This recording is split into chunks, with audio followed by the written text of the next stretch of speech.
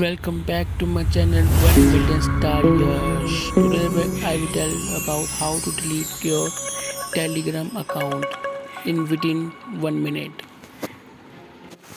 Just go in Chrome, search Telegram, delete account in search bar, then go to my Telegram org.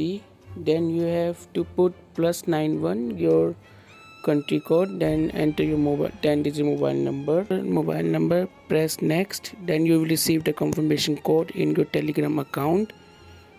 Go to your Telegram account, then you have to copy the code and paste on confirmation code dialog box.